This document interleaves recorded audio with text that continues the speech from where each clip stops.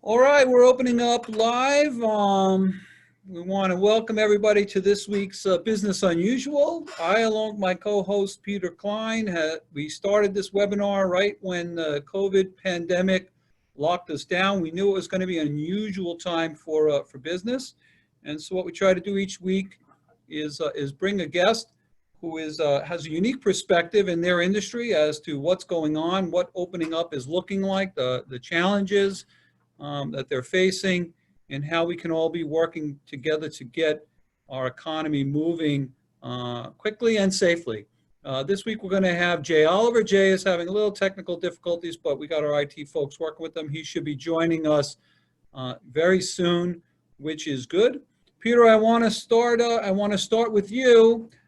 Here we are. It's 5 months into this, and I'm looking over at my TV and I see green with the markets. We're headed towards 27,000 on the Dow, and that comes on the heels of the Wall Street Journal reporting that we're going to borrow another $2 trillion in the second half of 2020. So what do you make of all this? Again, where is this going? What are you making of all this? Well, Joe, good morning. Good to see you, and hats off to your tech team for all their good work that they do.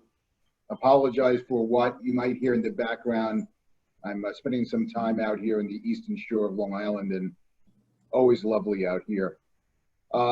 Markets, stimulus will have impact, but the question that is begged from my lens is when does the Fed start pushing on a string?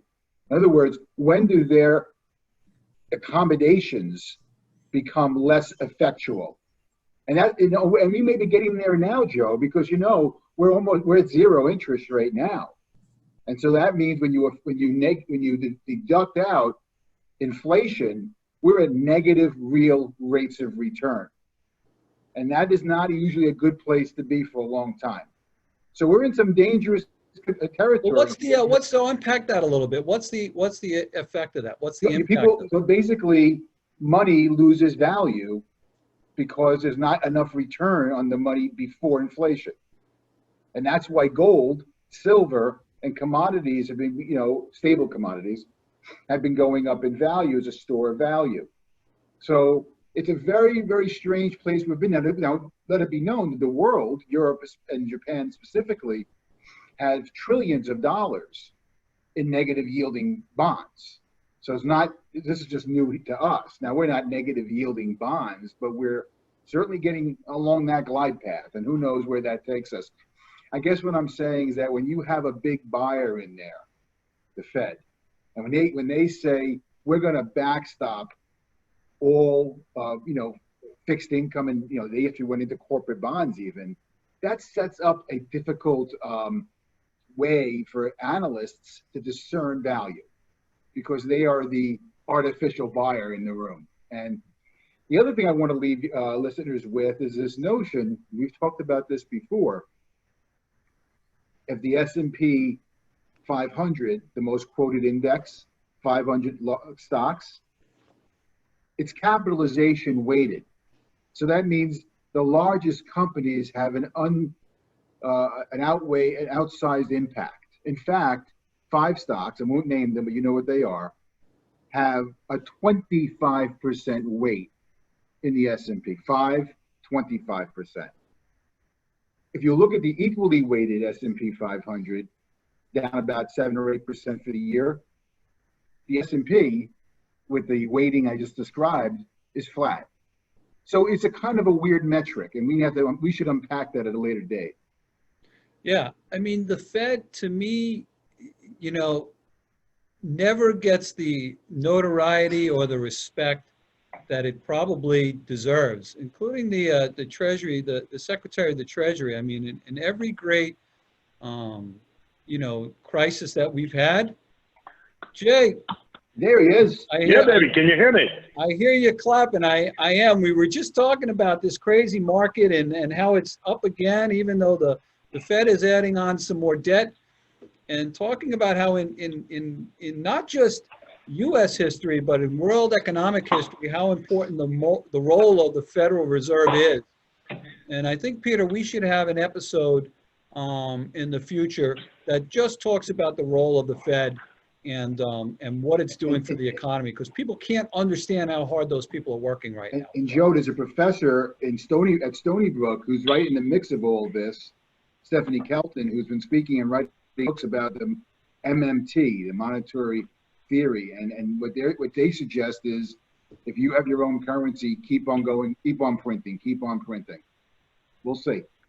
Yeah, so that'll be future. So there he is, the man, the myth, and the legend, the voice of Long Island, Mr. Jay Oliver. Jay, you look good. You know, your hair's a little longer than I'm used to it, but that's okay. You got this whole 70s look going on here. I love it. How are we doing, Jay? How you feeling? It's been a hell of a month. Jay, we lost you. We lost your audio, Jay. I don't think he knows we lost him.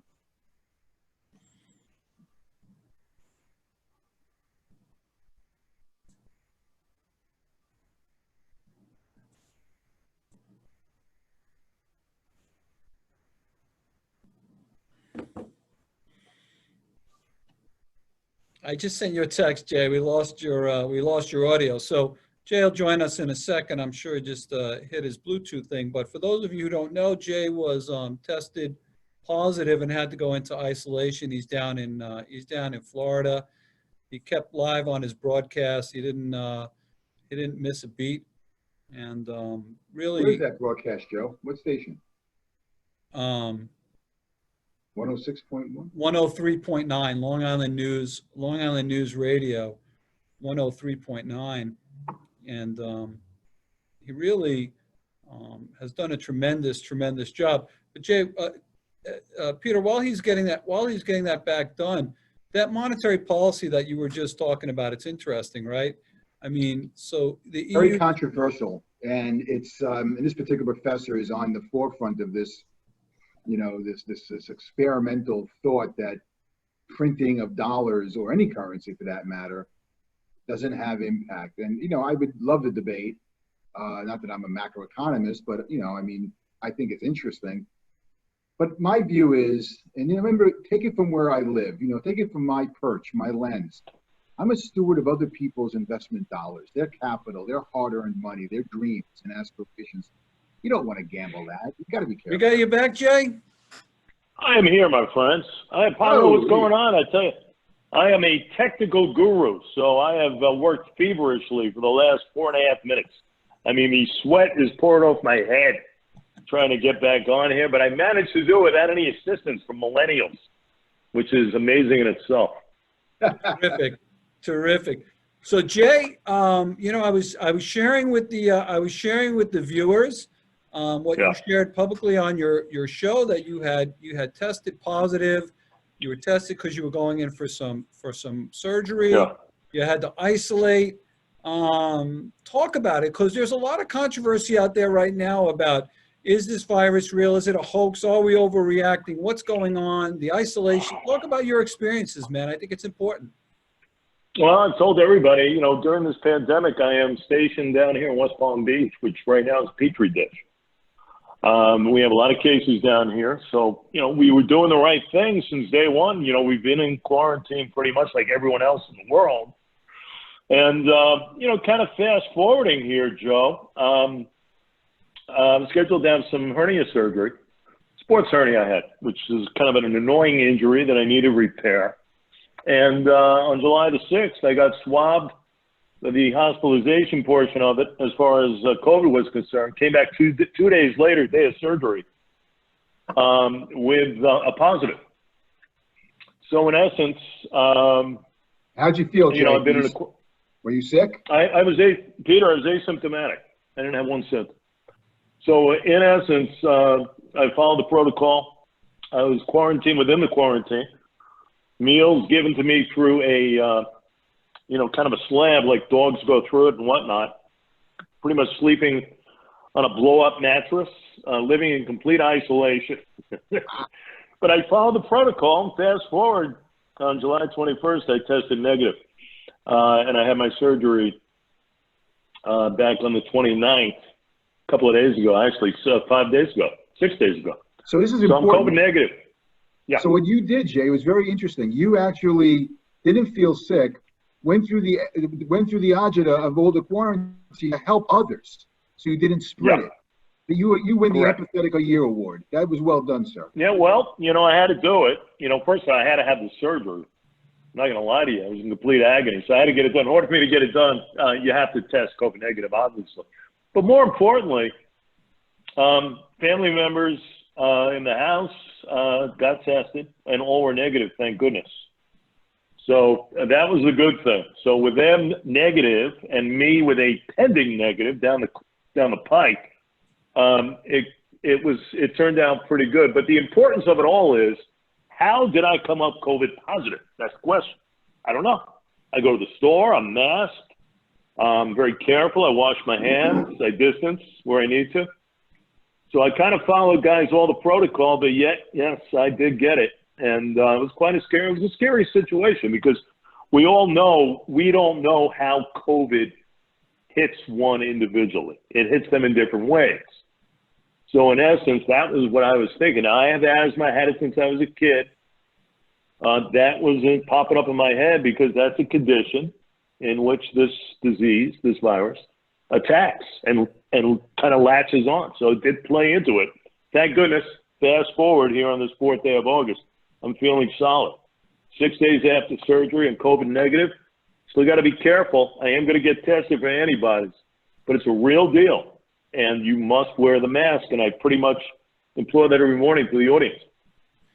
Yeah, so you more than any other person, Jay, you've lived this every day, live on the air with talking to people. It's been 5 months now. I can't believe we're going into the 5-month mark from St. Patty's Day when the lockdown started, right? And we started phasing out. So give us the macro view. You've watched this thing now for 5 months. You've heard them.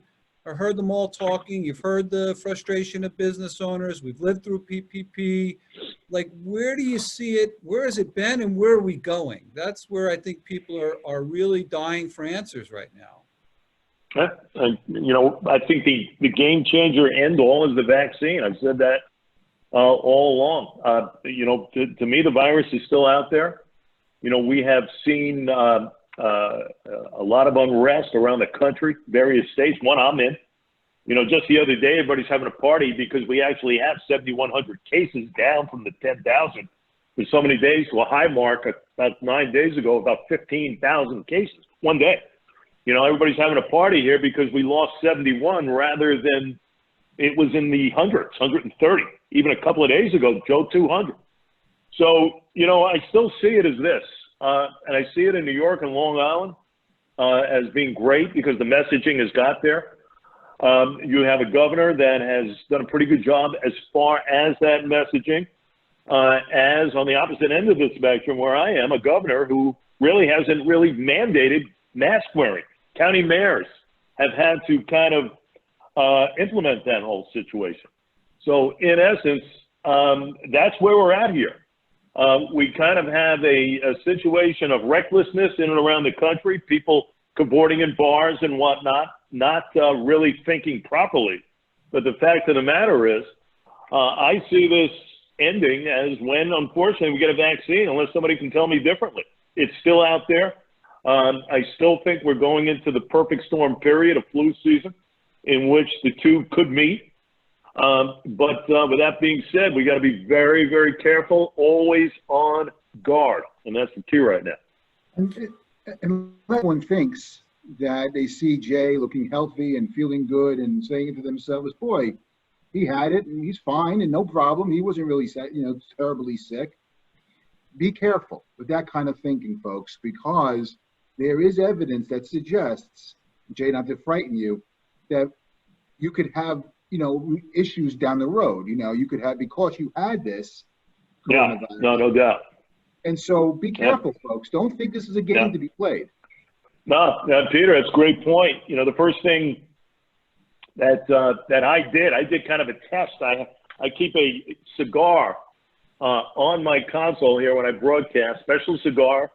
One day we'll open and celebrate for some good occasions, hopefully maybe when they get the vaccine. But anyway, the point of the cigar was I sniffed it because, you know, one of the casualties of getting this virus is losing your sense of smell. I didn't do that. I didn't lose the sense of smell, which was a good thing. Losing taste as well. So I had those two situations in hand, but it's something that I took it very seriously. I didn't know how, again, it would affect me. I was lucky. I was part of that 80% guys of being asymptomatic. Okay, I didn't get a symptom at all. I didn't get a sore throat. I didn't get a fever. I don't know how I got it. Maybe I touched something in the supermarket, brought it home. Maybe I forgot to wash my hands and let my guard down. But the fact of the matter is, you can't do that. You've got to do the basics: mask wearing, distancing, capacity restrictions when in place, and washing of the hands. I mean, that's basic stuff that I think everybody agrees on. Yeah, it does. So it's interesting, Jay, because my mother, when this all hit in March, my mother went to Florida to try and get away from New York. New York, you know, and it's really been an interesting thing to watch. We, you know, we were Normandy. We were Omaha Beach, New York. We took this wave and we took casualties unlike whatever. And, you know, luckily we had Dr. Ken Kashansky from Stony Brook Hospital on last week. And what Ken was saying is, thank God the healthcare professionals are collaborating and discussing, which is why the death rates are staying lower, right? In the other states. The politicians, it's a political year. Nobody's talking. Nobody wants to cooperate. So we're seeing, you know, the infection rate be higher. Testing is bringing a higher infection rate. You know, but I guess the biggest question in the business community, and you know, you've talked to a lot of people, the biggest question in the business community now is, if masks work, right, then why can't we have things open? Why can't things be open more if masks work? And Kashansky answered it. I want to hear what your experiences have told you about that. Well, I think you can. Listen, I was one of the few guys early on from a broadcasting standpoint that said, you know what, we can open it up. Let's push back a little bit. You know what, we're closed. Let's get into these phases. Let's do so safely, though. I said that. And I still think that. You know, I do believe that we could go even a little bit further. Listen, I feel bad for gym owners right now. Bowling alleys. Senator Brooks is pushing for bowling alleys. So, my goodness, if you're going to stick your fingers in the unknown, let's get gyms open. I mean, but let's do so safely. I mean, I've seen gyms in and around the country that have put up the safety protocols and everything else, clear curtains, own spaces, own quarters, let people work out. I think it's important from a mental standpoint. And I think as long as we always put in the equation of safety, I think you can do that. And that's something that I've been pushing for a long time, you know, especially in the Long Island area where the numbers are great. People that have adhered to the messages, they're listening. So let's go a little bit more. Let's dip more besides the toe in the water right now. You know, let's go waist level. Let's see how far we can push and take some chances here, because we're doing a great job, but it's so important for the business community to be up and running in full. I mean, listen, they are the main cogs of the engine here on Main Street USA. I've said that forever. So we must have these businesses in play, all of them. And let's see if we can do it. Because sometimes by not doing it, we are creating more of an issue. And that's something that we don't want to get into, and we got to solve real quick. What about schools, Jay? So a lot on your show, a lot of people have been talking about schools getting opening. What has been on your radar? What are people saying? How are we handling that? Well, I've said this all along. You know, you look at some of the reports yesterday, Indiana, Mississippi, Georgia having problems, schools opening there early, and there are issues as far as COVID. I think, and listen, you know, I've been critical of Governor Cuomo in a couple of different areas. I think this one he's handled correctly. I think it's geo-targeted. I think if you are in an area where the numbers are low, you can open up those doors in September. I think he's done it right. Submit your plan. We got 124 districts. here on Long Island. Submit your plan and gave everybody the extra week, which is Friday. Let's see how you're going to go about things. What protocols are you doing in place? Very important that the schools open up. I am not in favor of schools such as in the state of Florida, where I am right now, of opening up. I don't know how you can. I don't know how you can when you have infection rates above 10% still. You can't do that. You must get below that 5% threshold. And that's why it's important, depending on the area that you are in, that is going to be part of the equation, the main cog of that equation. So I'm all for it. I think kids have to get back into the socialization of things, learning aspect. They can only do so much at home. Parents are stuck, can't get to jobs. They don't know answers to key questions. They're trying to do their work and answer kids' questions in schools as far as schoolwork is concerned. So, you put everything together, it's a disaster. We want all the kids back in, okay? We want them all back in, but we got to make sure it's a safe haven. And, of course, the other thing is we have to make sure our administrators and all the personnel, the lunch monitors and teachers are okay with it, because that's also a very important element. That's why you're seeing a lot of individuals now who have hit tenure decided, you know what, I'm calling it a day. I thank you for 30 years. I'm out, can't take a chance, health risks, I get it. So important, though, to really push here to make sure these doors are open come Labor Day, because I can't express it more that these kids can't do it virtual anymore. If you can get it going, if the numbers are low, let's do it. Yeah, I spent this weekend with my nephew. He's going to be 14 this weekend, and we spent time out east, and luckily he forgot his phone at home, right? So he was totally unplugged, and he had nothing else to do but to talk to me. Annoying Uncle Joe. Isn't that a beautiful thing, though? What's that? Isn't that a beautiful thing when kids don't have phones? I got 3 millennials. We walked on the beach, we played chess, we watched a movie, all totally dialed in. It was a wonderful thing, right? And I was asking him, how he's making it through this, and they're just a generation that's so digital to begin with. They're becoming further introverted. They're becoming further immersed in video games. They're becoming further immersed in social media, and there's no socialization whatsoever. And so we keep talking about the economic long-term disruption, but my concern is for this generation of kids. Guys, we remember how hard middle school, high school socially was to begin with. Right now, how are these kids reintegrating?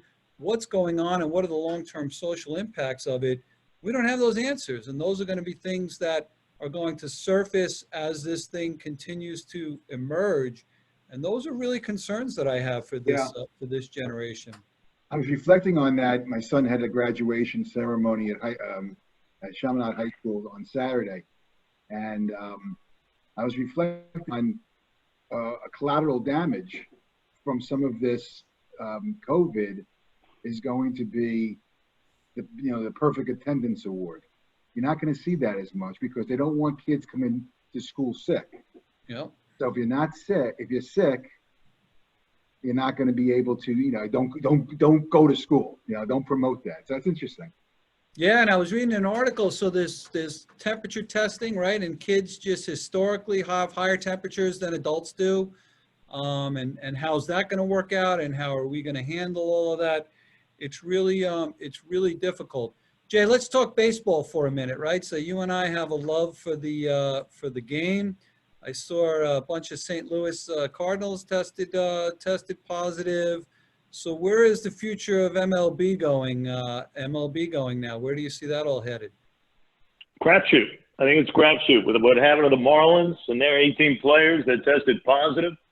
What happened to the Cardinals right now? What they're going through. You only hope that they could quell this thing so they could finish the 60 games in the 66 days, give or take. It's not like the bubble atmospheres of what you're seeing right now in hockey and basketball, which is being done sensationally by the commissioners. Zero positives within the confines of those two sports. Baseball's a little differently, tough to do in a bubble atmosphere. Where do you go? Arizona and Florida. Lo and behold, those are two states that are through the, through the roof as far as being positive tests. We know that in the last month.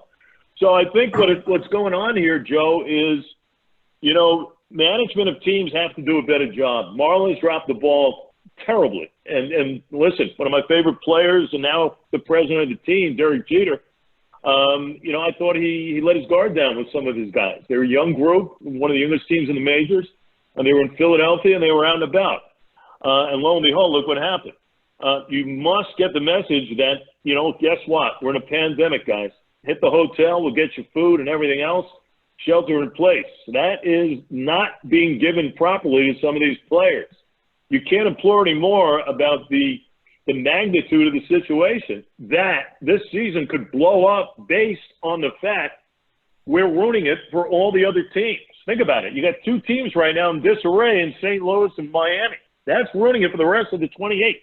So you must adhere to these messages of shelter in place after games. Boss Hotel, here we go again, and let's play the game of baseball. Let's do it right. But right now, you're seeing some unrest. And the one thing you don't want to see are more teams kind of get involved here, because then it's going to get a very sticky situation. Yeah, I mean, baseball has its challenges, right? It's losing spectators to begin with. Is this the end of baseball? How does it recover? Is this the end of spectator sports? Where do you see this going, Jay?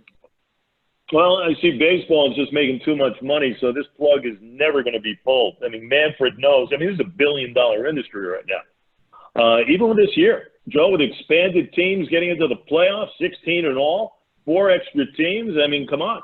There's too much money involved here. So what you're looking at here is a salvaging from an economic standpoint in all 4 major sports. It just so happens that Gary Bettman and Adam Silver are doing it right. They are within the bubble. The question is, will baseball be able to finish its season, and will the NFL be able to start its season come September the 10th with the Chiefs and the Texans? So there's a lot of questions regarding all of this right now. We know the fans and everything else, they're not present. We get it. But all in all, it is a wait-and-see approach. We have seen many bow out in the world of football, not wanting to take chances. They get a stipend, $350K, as opposed to $150 if you do so without any issues. But in essence, right now, I think the commissioners of O2 Sports and Goodell and Manfred are holding their breath and waiting to see what happens. Goodell is waiting to see how Manfred Sport operates for the next couple of months. And, of course, football, believe it or not, begins in just 5.5 short weeks. So it's kind of a wait and see, holding breath. Hopefully you got protocols in place, testing is perfected, and the message is out there as far as, guys, be careful. Don't go to the bars. Don't go to the restaurants. We got to get through this. The only way to do it is get through it together. Maybe you guys know, and again, help me on this one, but what happened 100 years ago to baseball when we had the Spanish flu? And then the second question I have, wasn't there that Black Sox thing, that whole controversy? Wasn't that in 1919 as well? Yeah, I mean, Spanish flu, I don't think it had, Peter, a huge effect as far as the players were concerned. I didn't hear a lot of outbreaks as far as players are wanted. You didn't hear any of that. And as far as the Black Sox scandal, I think it was just kind of business as usual also. There's so much more emphasis right now as far as COVID is concerned because it is so highly contagious. And it's a rip-roaring virus right now that's transmittable into the nasal cavities and by contact and everything else. So I think that's why it is more in the spotlight today than it was a century ago. I just think from a transmittable standpoint, it is highly contagious. Right. Plus, it's a huge industry now compared to what it was then. I mean, you can't compare. Yeah. So, Jay, you broadcasted through some of the highs and lows over the years, right? And you had 9/11, and you had the economic crisis of 08, 09. Talk about this time as compared to those other times, right? This is a unique one. Yeah. Listen, I was there in Riverhead in 01, terrorist attacks, the whole 9 yards. Wasn't on the air at the time. but I was there.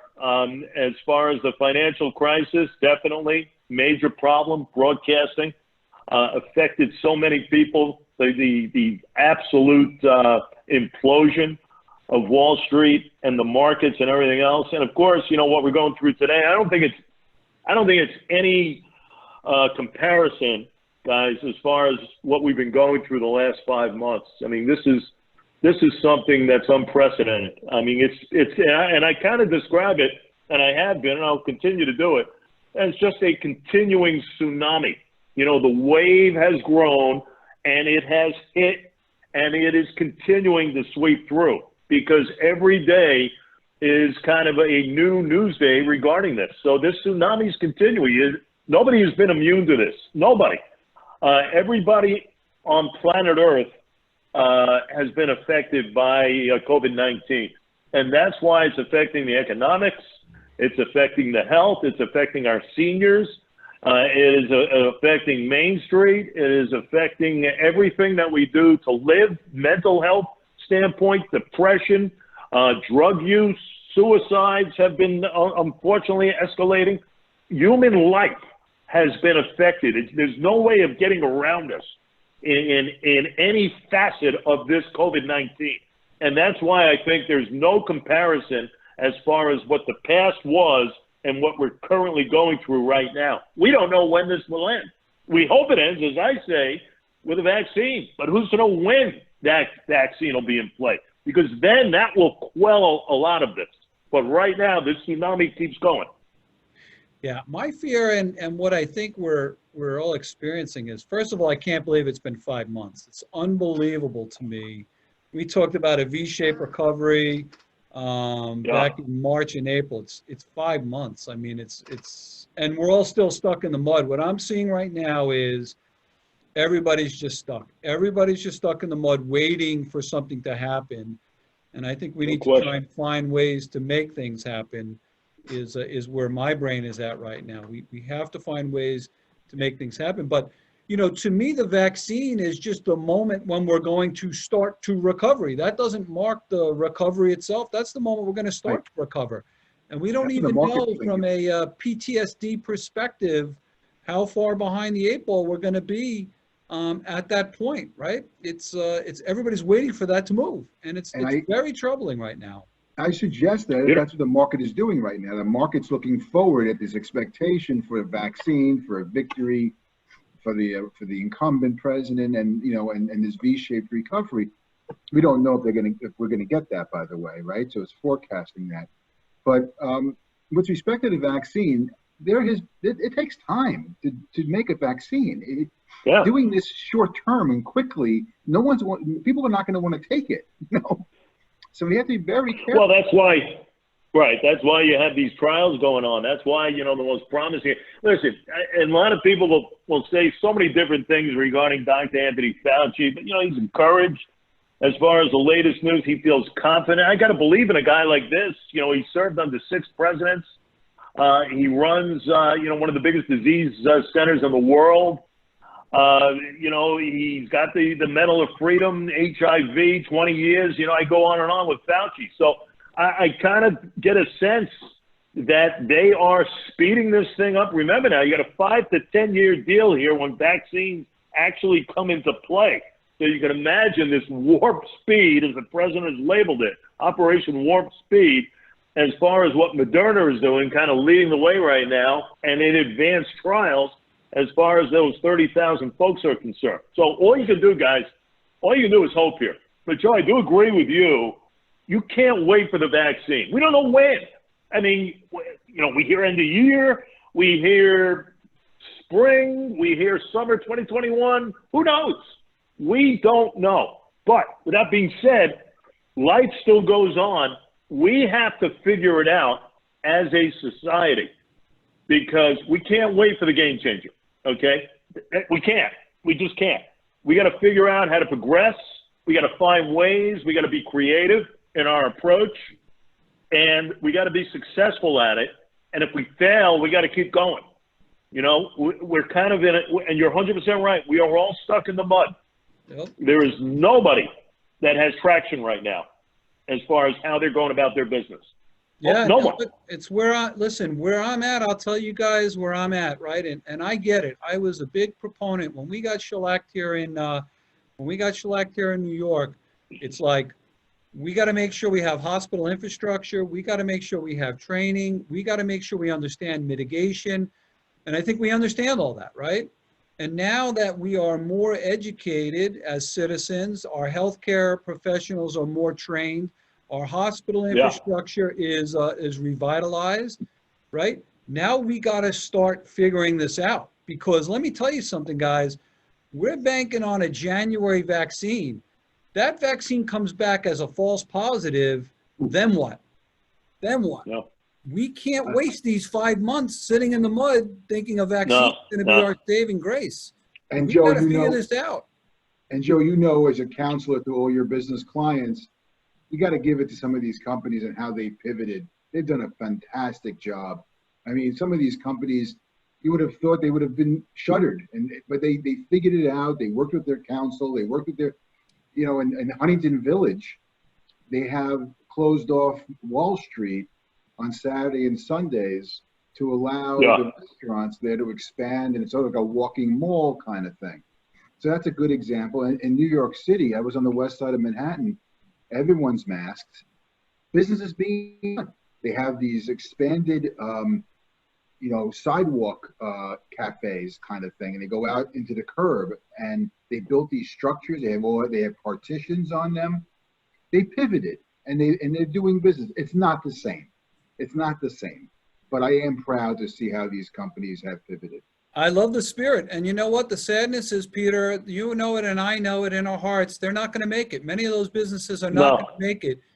But God bless the spirit that they're showing, right? And that's what's going to rise us back up when we get through this. Yeah, no doubt. You look at the numbers, guys, in Manhattan, where, you know, almost 40% of the businesses are not going to come. That's unbelievable.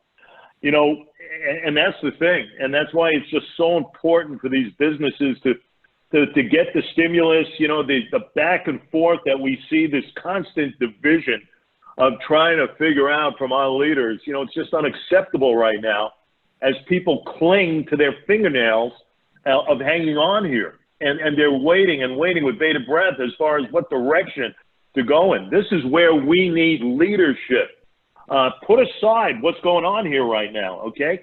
Let's figure out how we're going to help the American people right now, instead of the constant back and forth that never ends. You know, you would think during a crisis of this nature right now, that all gets put aside, and it still isn't. And that, to me, is just unreal. The constant bickering back and forth, heading to the Sunday shows, saying something on one channel, reacting on another channel. Guy in the White House reacts to everything involved. I mean, we can't have this anymore. There's just no room for this.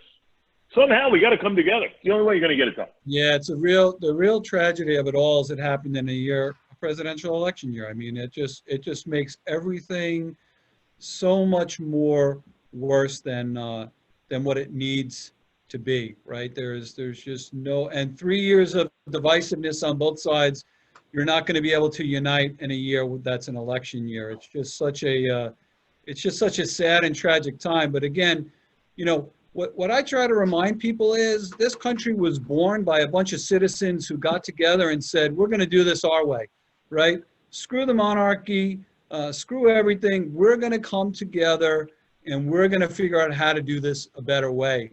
And we have that opportunity now, right? In America right now, it's, hey, you know what? I'm following the science really, really carefully to understand how to protect myself, my family, my coworkers. But we gotta figure this out ourselves, guys, right? We can't let the national platform of bickering figure this out for us. We got to understand how to move this forward. And that's really the American spirit. And that's really where New York has an opportunity to lead. Once again, it's amazing. Every crisis that happens, New York is on the forefront of being able to, to lead. So Jay, talk about Florida for a little bit, right? So we're hearing the reports. You're down there right now. What's going on? Why are they just not So, okay, the governor has sent some mixed messaging, but why are the people not uniting down there? Well, people are uniting here because it's reckless. There's no leadership. You know, you have one guy who's, unfortunately, I've said it. Listen, I'll put it this way. He's on the Trump train. Ron DeSantis is on the Donald Trump train. He has aligned himself to the point where he can't come out and say, you know what, wear the mask. Okay? And that's why, you know, I give a lot of credit to the mayors of these counties. You know, in Miami-Dade and Broward and Palm Beach, where I am, they have come out and said, you know what, the requirement is wear a face covering. So there's been a lot of mixed messages from the top. You haven't gotten important messages from the top. And it's been somewhat reckless down here. That's why you have seen a ton of cases and more deaths than usual on a given day. Now it's quelled somewhat, okay? But he missed that period of time in which he could have made a difference. One of the biggest problems down here, okay, is the bars. People are in bars. And I got to tell you, I take a peek in sometimes if I'm going to the store and picking up food somewhere, and I see people sitting at a bar, around the bar, nobody's wearing masks, bunched together. Terrible job by the proprietors. They're not getting the message out as far as their patrons are concerned. They're more for the fact of their doors being open no matter what. And when you have that situation times 150 times 200, guess what? You have a chance for a spread of a virus. That's what you've seen down here. It has been a haphazard approach by some of the businesses, and it has not been emphasized enough by leadership down here. I can't stress that enough. Poor leadership in the state of Florida. That's what you have seen here. Bottom line, public health should never be politicized. That's what it comes down to. Bottom line, it's got to be. We've got to listen to our healthcare professionals. Haphazard approach, Peter. Haphazard. Look at some of the states going on here. Look at Georgia with Brian Kemp, the governor, one of the first states to have opened it up, and without any regard. And now look what's going on. You have a mayor of Atlanta with a lawsuit going against her from the governor, Kemp, versus Keisha Lance Bottoms. This is the stuff that's going on in our country right now. It's unbelievable. Look what's going on in Arizona. Look what's happening in Mississippi and Texas and California, surpassing 500,000 cases now, leading the country. You know, it's about the approach. It's about being in unison. This is truly a one-size-fits-all deal, okay? Everybody is in this together. Same situations involved. We all have to adhere, otherwise we all suffer. I mean, really, that's the bottom line. If I go out to a store and I'm wearing a mask and I see somebody without a mask, guess what? I go over to the manager and say, you know what? This is unacceptable. Come on. Okay? We've got to be smart here in our approach. We got to stick together, and we got to make people understand that safety is key here. Yeah, it's a very complicated social situation now too, right? It's 50 governors plus territories trying to coordinate policy. And Jay, we talked about this on your show. It's business owners. Look, elected officials, they're on a payroll. They're on a set payroll. They're not watching their own personal wealth disappear during this time. So business owners are not going to be thinking about this from a straight perspective. They're looking to survive financially. So it has to be unified leadership across the board from the governors on down to make sure that health and safety is paramount. But I'll tell you, I deal with business owners every day, all day, and many of them will say to me, "Look, there's a lot of things in life worse than death, right? I'm watching my entire business disappear. I'm watching my entire savings disappear." And Peter, this is why I keep saying, you know, so here we have a situation where Florida is being shellacked.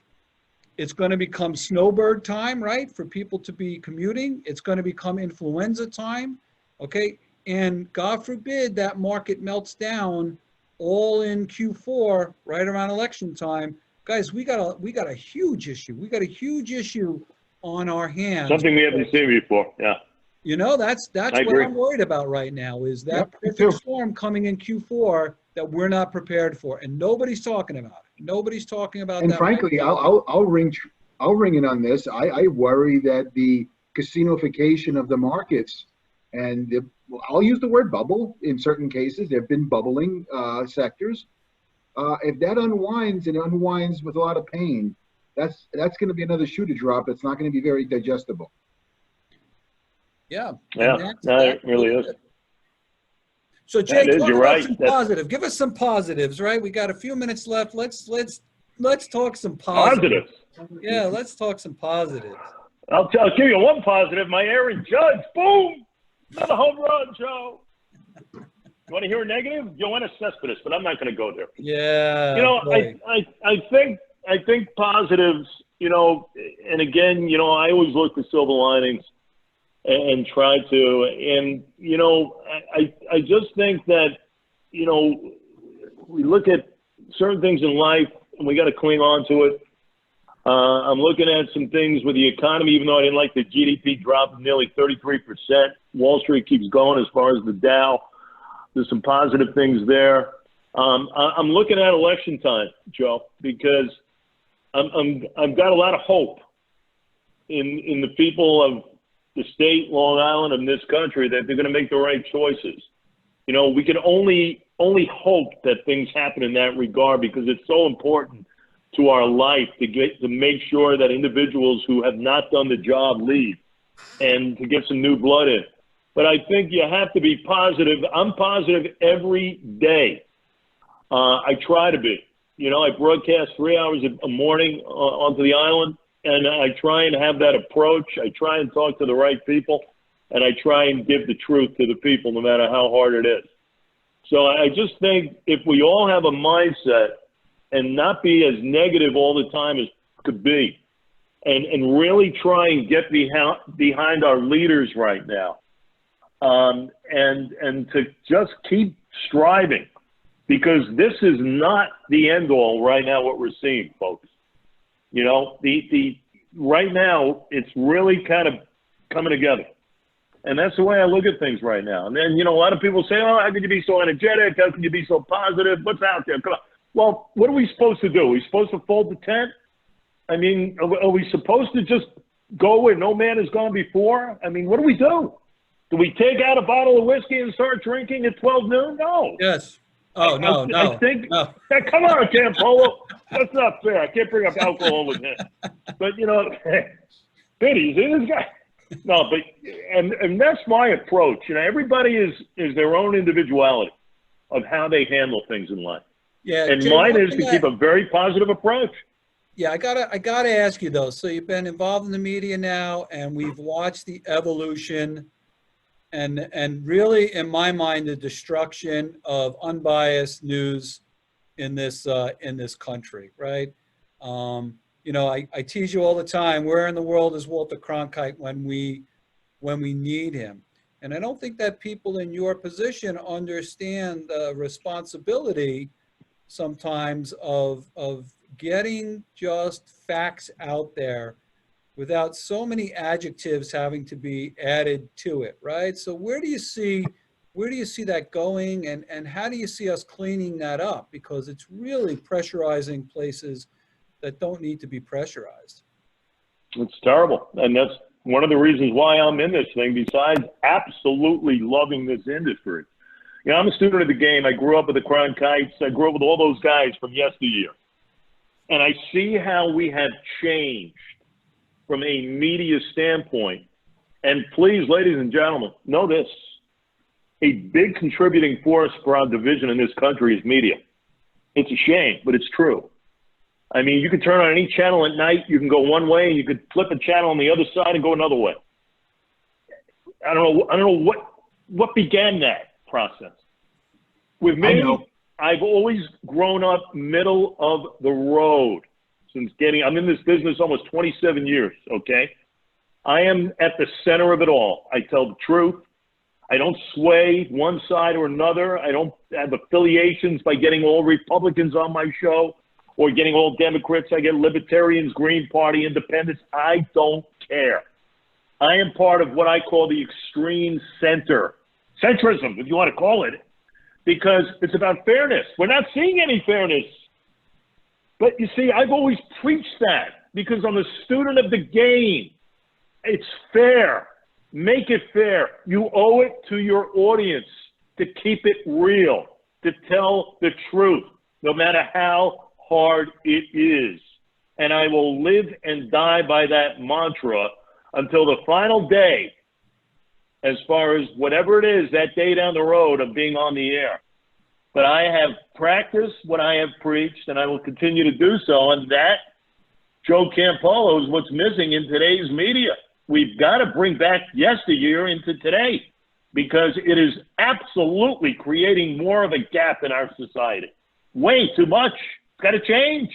How we got here, I don't know. But I'm going to tell you right now, I'm a part of the movement of keeping it real and keeping it center and keeping it in a centristic way. And that's how I'll continue to do my job. Yeah, I think that's great advice, Jay. Great advice. And we got to wrap up. But really, it was great to see you, man. We talk all the time, but I don't get to see that handsome face as often as I'd like to do so. You know, you look good too. You're all buff there. I feel good, man. I'll tell you. I got to tell you guys, groin surgery sucks, and I got to tell you, I was nervous. A couple of days, it was brutal. This is my first day in which I actually have a little mobility, so I'll continue to get stronger. But you know, I feel good. I'm keeping everybody safe down here, and all my loved ones, trying to get all my friends like you guys to make sure how you're doing and keeping it safe. So, you know, I care about everybody so much, and I just want to see all of us kind of get through this. But, you know, I appreciate the kind words, and tough times. We're going to get through it, but we're going to do it together, man. Yes, we are. Yes, we are. And Jay, I look forward to hearing you every morning. Keep doing a great job for our viewers. Next week, we're going to have a great show on economic development with Natalie Wright from Suffolk County and Dave Colon. We're going to be discussing economic recovery here on Long Island. So I think that that's going to be a great show. Jay, keep up the work. Any last words? Last words. I want everybody to listen in on Thursday, my friend, Mr. Campolo, because we have another edition of Off the Record, On the Record, and you know how much, sir, I enjoy that segment. Absolutely, and I love being on your show, man. It's an honor to be. And Peter, we're going to have to get you on the show soon, too. How's that? Look forward to it. Be great. All So, right, folks, thanks for tuning in this week. Great show. Great to see you, Jay. My love to Peggy and the kids. Hopefully, we'll see you guys in the Alley point. And we'll see you guys all next week. Thanks again, everybody. Thanks, guys.